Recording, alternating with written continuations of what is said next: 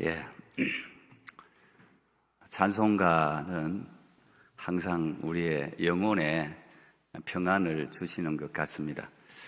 예수님과 항상 좀 더 가까워지는 그런 사순절 기간이 되기를 축복합니다. 우리 옆사람, 뒷사람 한번 인사하겠습니다. 오늘 설교 제목인데요. 하나님이 당신을 선택하셨습니다. 이렇게 인사하겠습니다. 하나님이 당신을 선택하셨습니다. 예. 할렐루야. 예. 하나님이 저를 또 여러분을 선택하셨다는 말은 적어도 두 가지 면에서 우리를 부르셨다는 의미를 가지고 있습니다. 첫째는 우리를 구원으로 초청하셨다 하는 이야기죠. 하나님은 모든 사람이 진리를 알고 구원받기를 여전히 지금도 원하시는 줄 믿습니다. 그래서 오늘도 이 예배를 통해서 우리의 삶에, 우리의 마음의 중심에 들어오기를 우리 하나님이 우리보다 더 간절히 원하시는 줄 믿습니다.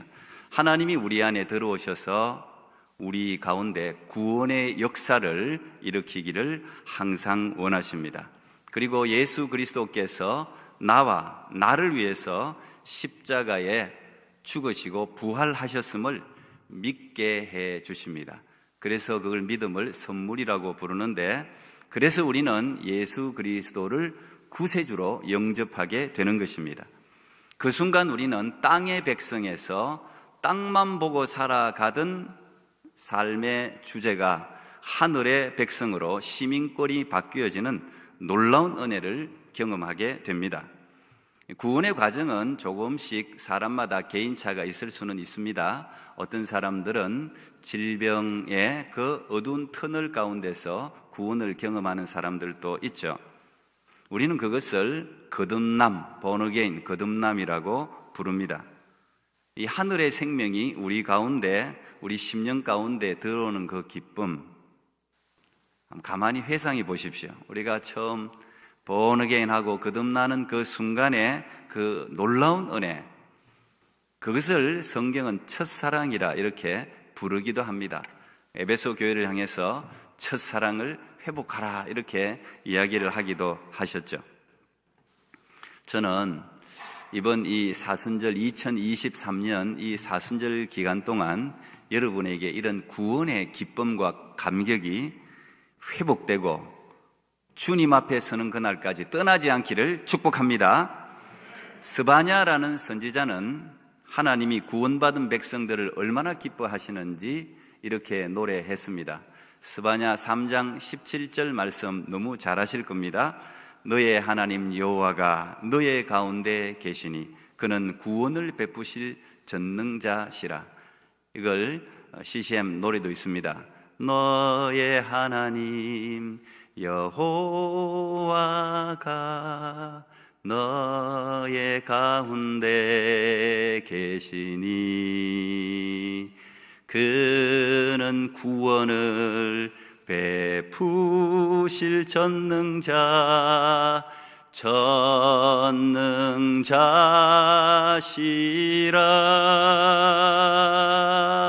그가 너로 인하여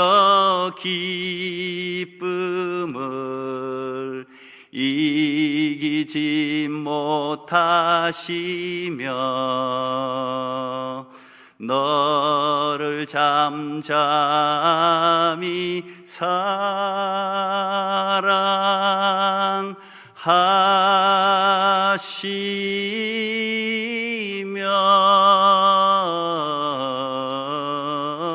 즐거이 부르며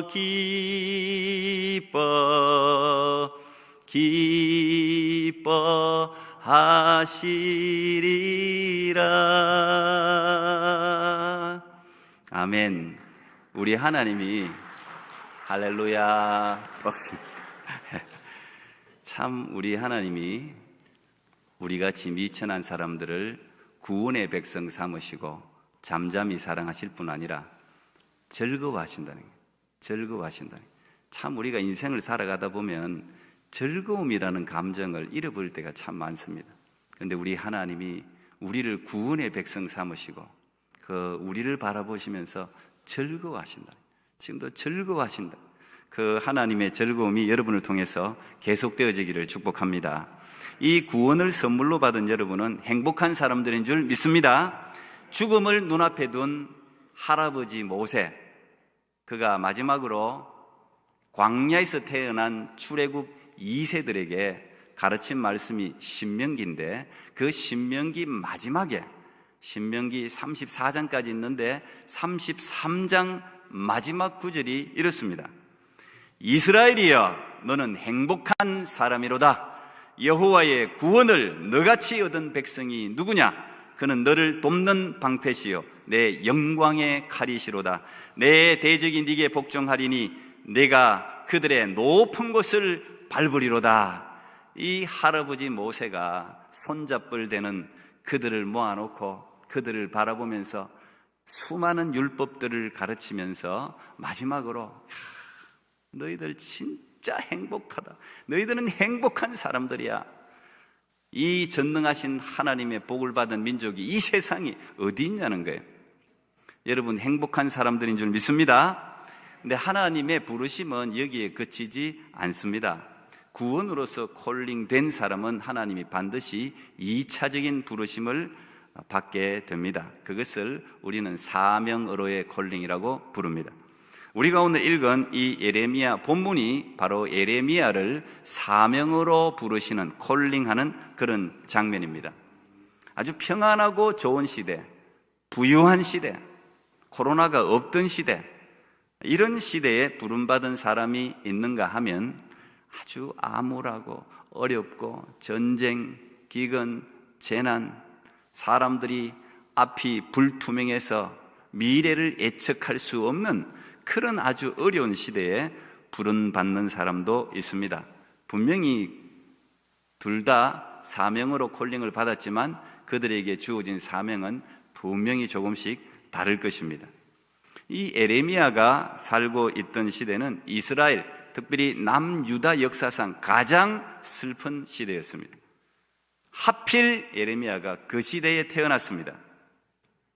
오늘 예레미야 1장 1절부터 3절까지는 예레미야가 부름받는, 언제 부름받았는지 그 시대를 잠깐 우리에게 힌트를 주고 있는데, 예레미야가 선지자로, 대언자로 부름받았을 때는 요시야 왕 통치하고 13년째 받았다 그래요. 요시야 왕이 통치하던 때 13년째는 BC 627년 내지 628년입니다. 그리고 예레미야의 사명이 끝났을 때는 요시야의 아들이었던 시드기야, 남유다의 마지막 왕 시드기야 제11년 때까지 예레미야가 선지자로 활동했다고 그가 직접 소개하고 있습니다. 그때가 언제입니까? 시드기야 11년째가 남유다가 바벨론에 의해서 완전히 멸망당한 BC 586년입니다. 그 계산해 보면 예레미야는 사역자로, 사명자로 약 40년을 활동했다는 사실을 우리가 알 수 있습니다. 그는 하필 자기의 조국이 멸망하는 것을 눈앞에서 본 사람입니다. 그래서 그는 예레미야의 슬픈 노래, 그 예레미야 예가를 지을 수밖에 없었습니다. 특이하게도 하나님은 예레미야를 결혼을 하지 못하게 했습니다. 너는 결혼하지 말라는 거예요. 그래서 아이를 낳지 말라는 거예요. 그리고 예레미야의 입술에 넣어준 메시지, 예레미야가 선포해야 될 메시지는 이런 것이었습니다. 여러분, 곧 이 나라가 바벨론에게 망할 것입니다. 그리고 살아남아있는 생존자들은 전부 바벨론의 포로로 끌려가게 될 것입니다. 70년 동안이나 포로 생활을 할 것입니다. 그러므로 여러분, 바벨론에게 지금 당장 항복하십시오. 이게 그의 40년 동안의 메시지였습니다. 마치 우리나라 사람들에게 제가 나서서 여러분, 이제 일본에게 곧 망할 겁니다. 중국에게 곧 망할 겁니다. 항복하십시오. 살아남아 있어도 다 포로로 끌려갈 것입니다. 이런 메시지를 정하는 것과 똑같아요. 그런 메시지를 듣고 싶어 하는 사람들이 있을까요? 좋아할 사람이 없지요. 그래서 이 예레미야의 삶을 보면 맨날 매국노로 취급받고 조롱당하고 매를 맞고 감옥에 갇히고 40년이 다 그랬어요. 그때나 지금이나 비슷한 것 같습니다. 백성들은 하나님이 들려주시는 메시지보다 자신들이 듣고 싶어 하는 메시지에 훨씬 더 열광합니다. 예레미야도 얼마나 괴로웠겠습니까? 그래서 예레미야 29장인가 보면 내가 다시는 이런 메시지를 전하지 않겠다고 결심까지 합니다. 내가 다시는 이제 이 메시지 안 전한다. 전해봤자 듣지도 않고 맨날 매국노라는 소리 듣고 감옥에 갇히고 내가 절대 하나님 이제 안 전하겠습니다. 말씀하지 마세요. 그렇게 결단까지 하는데 속이 또 우라통이 돼요. 하나님의 말씀을 받은 사람은 이 안에서 열불이 끓는 거예요. 그래서 심판의 메시지를 다시 전할 수밖에 없었습니다.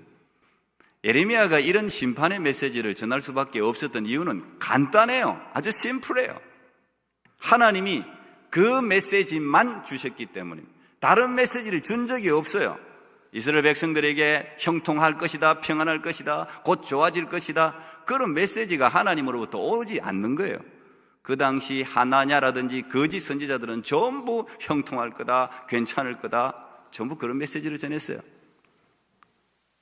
그런데 예레미야에게는 그런 메시지가 주어지질 않았습니다. 망할 것이다, 회개해라, 항복해라, 이런 메시지만 전해지니 그런 메시지만 전할 수밖에 없었던 것이죠. 그것이 선지자의 사명입니다. 선지자는 하나님의 말씀을 대신 전하는 사람이지 자신의 말을 전하는 사람이 아니기 때문입니다. 하필 이런 메시지를 전하라고 예레미야를 선택하셨다니, 하필 이런 메시지 전하라고 하나님 날 부르셨어요. 예레미야 입장에서는 얼마나 기구합니까? 그래서 예레미야는 맨날 울고 다녔습니다. 그래서 신학자들, 학자들은 예레미야 별명을 붙여줬습니다. 눈물의 선지자, 눈물의 선지자. 맨날 울고 다녔어요. 안 그렇겠습니까? 저는 예레미야를 보면서 참 많이 회개하고 참 많이 또 위로도 받았습니다. 저는 이 예레미야를 신학을 시작하면서부터 이 예레미야의 사실은 저는 꽂혔어요. 이 예레미야 말씀이 얼마나 이 하나님의 말씀으로 제 마음을 참 많이 쳤는데, 이 위대한 예레미야라는 선지자가 이 살아있는 하나님의 말씀을 직접 받아서 40년을 전했습니다. 40년. 만약에 저로 생각한다면 40년을 목회를 했습니다. 그런데 한 사람도 돌아오는 사람이 없었습니다. 이 능력 있는 예레미야가 살아있는 하나님의 말씀을 40년이나 전했는데 한 사람도 돌아오지 않았습니다. 겨우 예레미야의 편이 있었다면 바룩이라는 예레미야의 말씀을 받아 적은 서기관 한 명 정도가 다였습니다. 그걸 생각하면 저 같은 사람, 이 부족한 사람도 감사할 수밖에 없죠. 하나님께 저 같은 사람 말도 여러분 듣잖아요, 어쨌든. 근데 이 예레미야의 말씀은 그렇게 외쳤는데도 듣는 사람이 없었습니다. 참 제가 성경을 보면서 굉장히 대조된 인물 한 명이 떠올랐는데 요나입니다. 요나는 그렇게 가기 싫어하는데 하나님이 물고기 뱃속에 집어넣어서 어디로 보냈습니까? 그 당시 북이스라엘을 멸망시킨 아수르의 수도 니느웨로 보냈습니다. 아주 그냥 이 북이스라엘을 처참하게 짓밟았던 민족입니다. 그 수도 니느웨로 보내서 하나님 말씀을 전하라는 거예요. 그들을 구원하라는 겁니다. 요나가 죽기보다 싫었습니다. 여러분, 원수한테 가서 사랑해라, 잘 될 겁니다, 당신 다 잘 된다고 하나님 말씀하셨습니다. 이런 말씀 여러분들이라면 전하겠죠? 훌륭하시니까. 근데 요나는 진짜 전하기 싫었어요. 그래서 가서 하나님이 억지로 그냥 물고기 뱃속에 집어넣어서 보내니 이런 기적을 보고 어떻게 안 전할 수 있습니까? 물고기가 딱 토해내는데 거기가 니느웨예요. 그래서 거기 딱 나오자마자 여러분 40일 후에 이 니느웨가 멸망합니다. 하나님이 멸망시킨다고 했습니다. 믿든지 말든지 듣든지 말든지 안 들었으면 좋겠다. 이렇게 전했어요. 진짜 전하라고 하니 안 전할 수는 없고, 아이, 듣든지 말든지 40일 후에 니느웨가 멸망한다고 합니다. 뭐 듣든지 말든지 제발 듣지 마세요. 그런데 여러분, 요나서를 보십시오. 그 요나가 마음도 쓰지 않고 그냥 툭 던진 하나님의 말씀을 듣고 왕부터 시작해서 짐승까지도 죄를 뒤집어 쓰고 회개하지 않습니까? 그런데 하나님의 백성, 하나님의 선민, 하나님이 그렇게 사랑한 이스라엘 백성들은 40년 동안 선포되는 예레미야의 말을 듣지 않았습니다. 멸망하기로 작정한 거나 마찬가지죠. 이사야 선지자가 1장 3절에 이렇게 이야기했습니다. 소는 그 임자를 알고 나귀는 그 주인의 구유를 알건만은 이스라엘은 알지 못하고 이스라엘은 깨닫지도 못하는구나 탄식을 했습니다. 저는 이런 참 예레미야 개인적으로 보면 너무 마음이 아프죠. 이 예레미야를 보면서 저는 하나님의 예절한 사랑을 발견하게 됩니다. 하나님은 누구도 심판받기를 원치 않습니다. 멸망당하기를 하나님은 본심이 아니에요. 우리가 다 구원받기를 원하십니다. 그래서 하나님은 그렇게 듣지 않는 이스라엘 백성들에게도 40년의 기회를 줬다는 이야기예요. 예레미야는 40년을 외쳤습니다. 노아는 120년을 외쳤습니다. 왜 하나님은 노아 시대의 모든 사람들을 죽였냐고요? 그들이 죽음을 자초한 거예요. 120년을 외쳤습니다. 그런데 노아 방주에는 노아 가족들 외에 아무도 타지 않았습니다. 하나님은 언제나 우리에게 회개할 충분한 시간을 주십니다. 그뿐 아닙니다. 하나님은 이 예레미야만으로는 안 되니까 하나님이 남유다가 멸망하기 직전에 요시야라는, 오늘 요시야 13년째 부름받잖아요. 이 요시야라는 정말 엄청난 신앙의 왕을 하나님이 등극시킵니다. 아마 요시야하고 예레미야는 나이가 비슷했을 거예요. 요시야가 8살 때 왕이 되었습니다. 그리고 13년 됐으니까 21살 때입니다. 예레미야가 부름받았을 때 정확한 나이를 알지는 못하지만 대략 10대 후반 내지는 많아도 20살입니다. 거의 비슷한 연배예요. 그때 이 하나님은 남유다가 멸망하기 전에 이스라엘 전체가, 너무 시간이 없으니까 이스라엘 전체가 돌아올 수 있는 기회를 요시야 왕을 통해서 다시 주시는 거예요. 여러분, 이 요시야가 얼마나 위대한 왕인지 이 한 구절을 통해서 확인할 수가 있습니다. 열왕기하 23장 25절에 보니까 요시야와 같이 마음을 다하며 뜻을 다하며 힘을 다하여 모세의 모든 율법을 따라 여호와께로 돌이킨 왕은 요시야 전에도 없었고 후에도 그와 같은 자가 없었더라. 그렇게 기록해놨어요. 요시야는 진짜 남유다의 그 16번째 왕인데 모든 왕을 통틀어서 최고 하나님의 율법을 잘 지킨 사람이에요. 히스기야보다도 훨씬 나았어요. 여호사밧보다도 훨씬 나았어요. 하나님이 마지막 때에, 어떻게 보면 요한계시록도 그렇게 기록하고 있습니다. 예수 그리스도가 재림하시기 전에 부흥이 일어납니다. 그 부흥에 편성되지 못하면 영원한 멸망이에요. 영원한 멸망. 마지막 부흥의 시기를 하나님이 주시는 거예요. 이 요시야가 그 남유다의 마지막 부흥의 시기를 하나님이 요시야 왕을 통해서, 요시야가 성전에서 율법책을 발견하고 그 율법책을 들으면서 막 가슴을 찢으면서 회개합니다. 회개하고 난 뒤에 율법대로 살자 결심을 하고 백성들에게 율법책을 들려줘요. 너희들도 이렇게 살아라. 그게 한때 막 부흥이 일어나는 것 같았어요. 그게 요시야가, 여러분 39살에 요시야가 죽습니다. 요시야가 8살에 왕이 돼서 31년을 통치하다가 39살에 머깃도 전투라고 이 애굽의 바로 너고가 올라오면서 그 아수르를 도우려고 올라왔는데 괜히 거기 맞서가지고 39살에 우연히 쏜 화살에 맞아서 죽습니다. 이 죽는 것도 하나님이 데려갔다고 볼 수 있겠죠. 물론 이제 요시야가 판단을 미스했어요 그때. 근데 하나님이 일찍 데려가신 거예요. 왜? 요시야야 수고했다. 이제 그만하면 됐다. 네가 용을 써봤자 이 백성들 안 돌아온다. 이제 너 그냥 와라. 불러가셨다고 저는 생각합니다. 이 요시야와 예레미야가 같이 여러분 개혁을 주도했단 말이에요. 하나님 말씀을 막 그들에게 전했는데도 안 되는 거예요.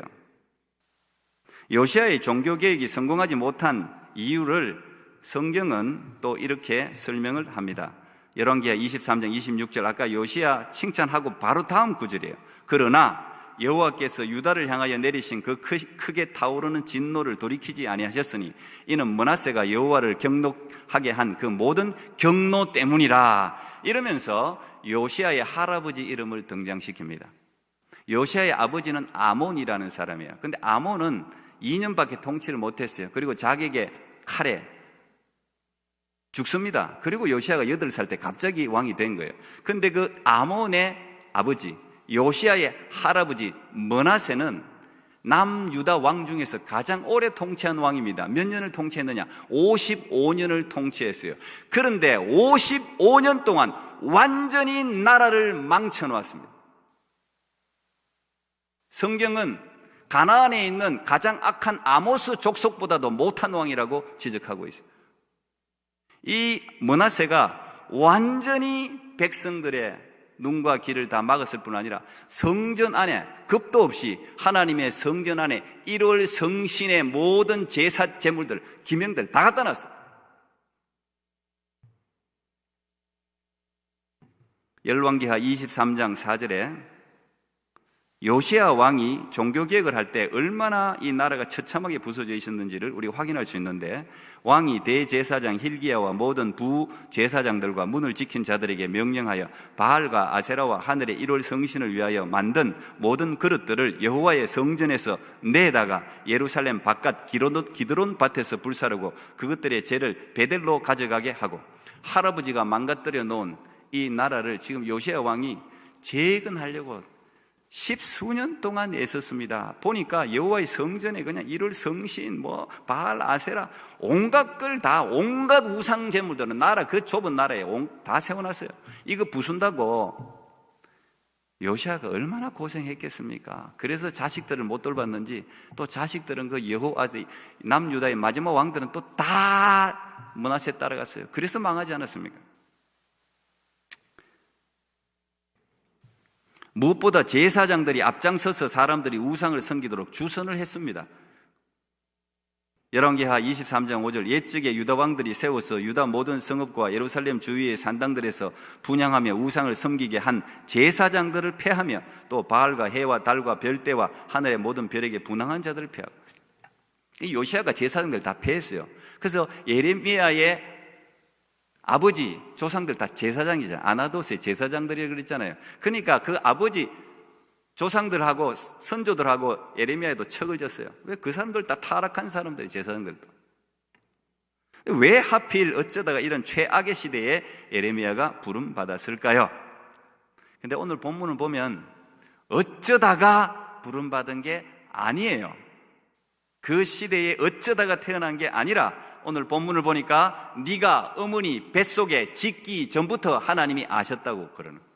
네가 어머니 뱃속에 짓기 전부터 내가 너를 알고 너를 성별하여 선지자로 세웠다는 이야기예요. 저는 지금 우리가 2023년을 살아가고 있습니다. 2월 26일 아직 여러분들이 살아있는 거예요. 내일 어떻게 될지는 사실 우리가 몰라요. 그런데 우리가 어쨌든 오늘 이 시대를 사는 거예요. 저는 이 시대를 파악하는 게 굉장히 중요하다고 생각합니다. 이 시대 정신이 어디 있는지 여기에 여러분 관심을 가져야 돼요. 이 시대, 여러분들이 이 시대에 태어난 것은 하나님이 보내신 겁니다. 이 시대에 태어나게 한 거예요. 100년 전에 태어날 수도 있고 200년 전에 태어날 수도 있고 1000년 전에 태어날 수도 있는데, 이 시대에 여러분들을 태어나게 하신 것은 하나님의 이유가 있는 겁니다. 이 시대에 저를 목사로 부르신 것은 하나님의 이유가 있는 것입니다. 코로나 이후에 세상은 급변하고 있습니다. 이데올로기의 냉전 시대가 다시 도래하는 것 같죠? 전쟁과 기근과 지진이 연속적으로 우리를 힘들게 하고 있습니다. 나라 간의 분쟁, 세대 간의 갈등, 무엇보다 상식적인, 지금까지 1000년 이상 지켜오던 상식적인 모든 가치관들이 지금 하나 둘씩 무너져가고 있습니다. 미래를 예측할 수 없는 불안한 시대를 우리가 살아갑니다. 잘 되겠지? 안 될 겁니다. 저는 안 될 거라고 생각합니다. 가치관이 무너지기 때문에요, 이 정신세계가 무너지는 건요 다시 세우기가 어렵습니다. 물질세계는 다시 세울 수 있을지 모르겠어요. 근데 이 가치관들, 영적 가치관들이 지금 무너지고 있기 때문에 이건 1, 2년 만에 세울 수 있는 게 아니에요. 적어도 여러분 세대에 모두가 죽을 각오하고 세우면 겨우 세울까 말까요. 그런데 여러분 마음이 맞습니까? 우리끼리도 가족들끼리도 마음 안 맞는데 나라 간에 마음이 맞겠습니까? 뻔한 상식을 지금 러시아, 미국, 중국, 여러분 가만히 생각하면 상식적인 상식으로만 생각해도 분쟁이 없어야 되고 화해를 해야 되는데 안 하잖아요. 자기들의 유익을 따라, 자기들의 유익에 따라 선이 달라져 버리잖아요. 절대 하나가 될 수가 없는 거예요. 지금 우리가 이 어려운 시대를 살아가고 있습니다. 그러나 믿습니다. 분명 이 시대에 우리가 태어나야 할 이유가 있었기에 우리를 이 땅에 태어나게 하신 줄 믿습니다. 우리들이 세상을 향해서 외쳐야 될 메시지가 있는 것입니다. 우리가 감당해야 할 사명이 있는 것입니다. 그래서 하나님이 우리를 선택하신 줄 믿습니다. 우리 교회를 선택하신 줄 믿습니다. 나는 아이라 말할 줄을 알지 못한다고 하는 에레미야에게 하나님은 이렇게 말씀하십니다. 너는 아이라 말하지 말고 내가 너를 누구에게 보내든지 너는 가며 내가 네게 무엇을 명령하든지 너는 말할지니라. 저는 오늘 이 시대에 사명을 받은 사람들이 반드시 붙들어야 될 사명자의 원칙을 하나님이 기록하고 있다고 생각합니다. 너는 아이라 하지 말고, 보통 우리가 부르심을 받으면 하나님 부족하잖아요. 사실이 부족하죠. 그렇게 깨닫는 게 맞죠.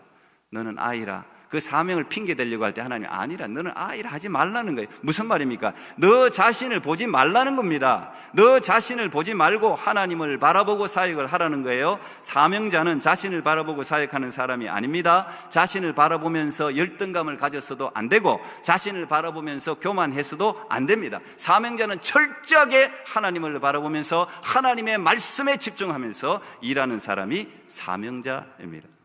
너는 누구에게 보내든지 가라고 하시는 메시지는 대상을 가리지 말라는 이야기예요. 에레미야야, 네가 만날 사람은 왕도 있고 서민도 있고 권력자도 있고 수많은 계층의 사람들이 있는데 사람 가리지 말라는 거예요. 누구에게 보내든지 영혼이 있는 사람이라면 가서 하나님의 말씀을 전하라는 것입니다. 그게 사명자의 원칙입니다. 그리고 네게 무엇을 명령하든지 말하라는 거예요. 사명자는 사람을 가려서 말을 하면 안 된다는 거예요. 오늘 이 시대 목사들이 이것 때문에 교회가 망하는 거예요.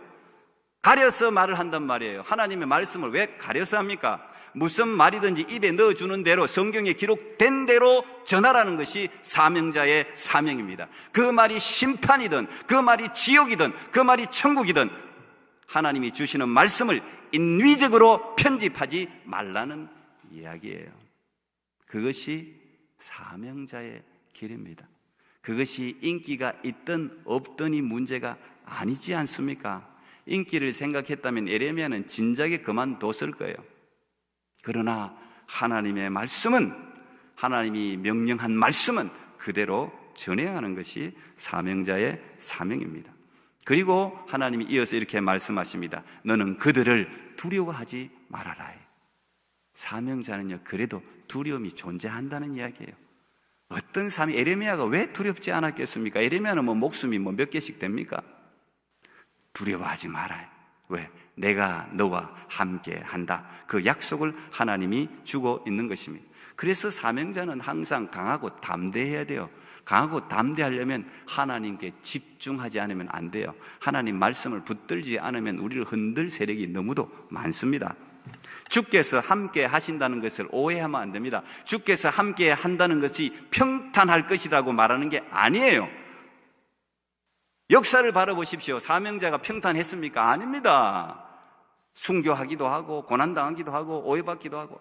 주께서 함께 하신다는 이야기는 평탄할 것이라는 것을 의미하는 것이 아니라 어떤 상황 가운데도 네 사명을 감당할 때까지는 내가 험난한 길을 함께 동행하면서 그 사명을 완수하게 해 줄 것이라는 약속의 말씀입니다.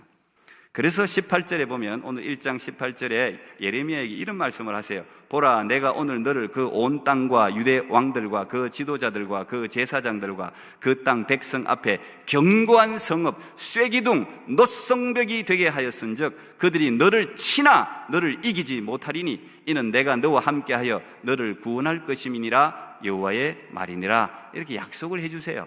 그 당시 전쟁은요, 성을 빼앗는 전쟁이었어요. 그런데 느헤미야에게 하나님이, 야, 견고한 성읍, 너 성문 자체가 노성벽이야, 노성벽, 쇠기둥이야. 누가 이길 수 있겠습니까? 그 당시 무기로 이길 수가 있겠습니까? 무슨 말입니까? 오늘도 마찬가지입니다. 원수 마귀가 아무리 하나님의 사람들을 치고 넘어뜨리고 덤빈다 해도 하나님이 머리카락 하나 건드리지 못하도록 지켜 주시겠다는 말씀입니다. 여러분에게 하나님이 그렇게 역사하실 줄 믿습니다. 예언서에 계속 반복되는 말이 있는데요, 나 여호와의 말이니라. 오늘 예레미야에게도 똑같아요. 말하고 난 뒤에 나 여호와의 말이네. 여러분, 이것보다 큰 보증수표가 있습니까? 나 여호와가 누굽니까? 천지 만물을 창조하신 분입니다. 무에서 유를 있게 하시는 분이십니다. 영원하신 분이십니다. 살아계신 분이십니다. 나 여호와의 말이니라. 그것보다 더한 보증이 어디 있어요? 내가 네게 약속한다는 거예요. 그러니까 그거 믿고 사명을 감당하라는 거죠. 그리고 하나님은 예레미야에게 6가지 사명을 주시는데, 뽑고 파괴하고 파멸하고 넘어뜨리고 건설하고 심는 6가지. 그 중에 4개는 부수는 거예요. 2개는 세우는 거예요. 여러분, 어떤 사람들은 국가 지도자로 부름받은 사람이 있고, 어떤 사람은 교회 지도자로, 어떤 사람은 가정의 지도자로, 여러 지도자로 부름받을 텐데, 각자 부름받은 자리에 사명을 감당할 수 있으면 좋겠습니다. 먼저는 사람들의 생명을 파괴시키는 모든 더러운 우상들과 가치관들과 생각들을 뽑아야 됩니다. 파괴해야 합니다. 파멸시켜야 됩니다. 넘어뜨려야 됩니다. 이 4가지를 먼저 하라는 거예요. 사람들을 지옥으로 끌고 가는 모든 더러운 우상, 가치관, 생각들을 뽑고 파괴하고 파멸하고 넘어뜨려라. 그 다음에 그 위에 하나님의 생명과 복음으로 다시 건설하고 심으라는 거예요. 그 권능을 네게 줬다는 거예요. 네가 그렇게 할 수 있다는 거예요. 여러분, 그렇게 하실 수 있는 줄 믿습니다. 여러분이 가는 현장에 모든 더러운 우상들이 파괴되고 파멸되는 역사가 있을 줄 믿습니다. 그 오늘 사순절에 여러분의 개인적으로도 그걸 파괴시켜야 돼요. 파멸시켜야 돼요. 마치 야곱이 우상들을 다 나무 아래 버리고 심은 것 같이 우리 그것부터 해야 돼요. 그 위에 재건이 있는 거예요. 그거 버리지 않고 재건은 없어요. 회복은 없는 거예요. 하나님이 우리를 통해서 이 생명과 복음으로 여러분의 이웃과 여러분의 가정과 나라를 세우실 줄 믿습니다. 덴마크라는 나라가 있죠. 아주 꽃으로, 튤립이나 이런 꽃으로 유명한 나라인데, 우리 한반도의 5분의 1밖에 안 됩니다. 이 크기는 600만, 인구도 600만이 채 안 됩니다. 아주 작은 나라입니다. 그런데 복지제도가 굉장히 잘 되어 있기 때문에 가난한 사람들이 거의 없습니다. 세계에서 행복지수가 거의 1등 아니면 2등, 3등이에요. 항상 상위권에 랭크. 사람들이 너무 행복하다고 느끼는 덴마크가. 그런데 이 덴마크도 한때 아주 어려운 시기가 있었죠. 독일과의 전쟁에서 패배합니다. 그리고 막대한 전쟁 배상금을 물게 되었습니다. 그 모든 걸 다 뺏겼어요. 그 덴마크는요, 좋은 땅은 다 뺏겼어요. 남아있는 땅은 지하 자원도 없고 농사도 지을 수 없는 황폐한 땅만 남아있었습니다. 그래서 백성들은요, 항상 술 마시고 쾌락으로 세월을 보냈습니다. 그때 덴마크 국민들의 마음에 희망의 메시지를 던진 사람이 그룬트비히라고도 부르는데 목사님이셨습니다. 지금은 이제 덴마크의 아버지라고 이제 이렇게 존경받는 분이신데, 이분은 코펜하겐 신학대학을 수석으로 졸업한 사람입니다. 이 덴마크도 이제 종교가 기독교가 국교예요. 그러니까 목사 자격을 받으면 국가시험 같이 쳐야 돼요. 그런데 그 설교도 시험을 치는데, 그때 설교 제목을 낸 것이 덴마크 교회 목사들이여 회개하라, 이런 설교를 했습니다. 좋아하는 사람, 목사들도 안 좋아해요, 회개하라 그러면. 그러니까 그 목사직을 정지시켜 버렸어요. 이 사람 목사 되면 안 되겠대. 자기만 잘난 줄 안대요. 7년 동안이나 목사직이 정지됐습니다. 그리고 나중에 아주 작은 섬으로 발령을 받았는데, 거기서 내가 진짜 하나님 위해서 이렇게 일해보려고 그러는데 하나님도 안 알아줘, 세상도 안 알아줘. 그 현실에 대한 비관, 열등감, 노이로제 우울증이 걸렸어요. 정신쇠약 해가지고 거의 죽을 지경에 미쳤습니다. 그런데 그때 이 그룬트비가 오늘날도 원리는 똑같습니다. 하나님 앞에 간절한 마음으로 죽기 직전에 기도합니다. 그게 42살입니다. 42살에 기도하는 가운데 성령 체험을 받습니다. 그때 자기 환상 가운데 뱀이 자기 몸을 꼬아리고 있는, 뱀이여 뱀이여 하고 자기 몸을 감고 있는 뱀이 막 풀려가는 그런 환상을 봅니다. 그리고 그 환상을 보자 그 모든 자기의 정신적인 질병까지, 질병이 다 치료가 되고 하나님이 주신 자유를 맛보게 돼요. 그러면서 하나님이 그의 마음속에 이 덴마크 조국을 보게 합니다. 덴마크 조국을 생각하면 마음이 뜨거운 거예요. 그리고 하나님이 조국에 대한 환상을 줘요. 덴마크도 잘 살 수 있다는 거, 우리도 잘 살 수 있다는 환상을 줍니다. 그래서 이 그른트비 목사님이 가는 곳마다 하나님의 말씀을 전했어요. 여러분, 우리도 일어설 수 있다. 하나님이 우리를 사랑한다. 우리가 일어설 수 있다. 그 하나님이 희망의 메시지를 전할 때 그 젊은이들 마음속에 예수 그리스도의 정신을 심어 놓았죠. 그리고 대안학교도 만들고 성경을 가르쳤습니다. 그 설교를 들은 사람 중에 달가스라는 전역 대령이 있는데, 이제 이분이 그 설교를, 그 비전을 가지고 그 척박한 땅을 13년 동안이나 갔고요. 그리고 그 땅을 다 바꿔놔요. 그게 꽃이 피게 만들어 놓습니다. 숲을 이루어 놓죠. 그 그룬트비 목사님이 덴마크를 살리기 위해서 내세운 표가 지옥문에서 돌아서자였습니다. 지옥문에서 돌아서자. 그리고 3가지 운동을 했는데, 이 우리나라 애국 운동한 사람은 비슷해요. 첫째, 따라합시다. 첫째, 하나님을 사랑하자. 둘째, 조국을 사랑하자. 셋째, 이웃을 사랑하자. 요 3예 운동을 지속적으로 펼쳤습니다. 여러분, 기독교인 중에 애국자 아닌 사람 없어요. 나라를 생각하지 않는 사람은 기독교인이 아니에요. 예레미야에도 얼마나 나라를 생각합니까? 바울도 얼마나 나라를 생각했습니까? 조국을 사랑할 수밖에 없어요. 그게 하나님 뜻이기 때문에 그래요. 여러분, 한 사람이 성령 충만해서 하나님의 부르심에 응답하여 외쳤더니 그 척박한 땅이 아름답게 개간되고, 무엇보다도 패배의식으로 술과 쾌락에 쩔어있던 백성들의 마음을 개간하고 한 나라가 일어서게 된 것입니다. 우리 모두가 국가 지도자가 될 수는 없지만 이 어려운 시대에 부름받은 하나님의 사람임에는 틀림없습니다. 각자에게 주신 사명에 따라 하나님이 여러분을 어디로 보내든지 순종하여 가고 무엇을 명령하든지 전하는 여러분 모두가 될 수 있기를 축복합니다. 하나님이 당신을 선택하셨습니다. 기도하겠습니다. 하나님, 감사합니다. 이 부족한 우리를 복중에, 어머니 복중에 짓기 전에 아시고 구별하여 오늘 이 시대에 태어나게 하시고 이 자리에 있게 하신 것 감사합니다. 너는 아이라 말하지 말고 내가 너를 어디로 보내든지 네게 무엇을 명령하든지 가서 전하라고 하신 그 하나님의 말씀, 주님 감사합니다. 세상 사람들은 모두가 힘들다고 합니다. 그러나 하나님, 우리는 희망을 노래할 수 있습니다. 우리는 하늘에 속한 사람들인 줄 믿습니다. 하나님 주신 이 희망을 넘어지고 좌절과 패배의식에 젖어있는 내 이웃과 백성들에게 전하는 우리 모두가 되게 하여 주옵소서. 예수님 이름으로 기도하옵나이다. 아멘.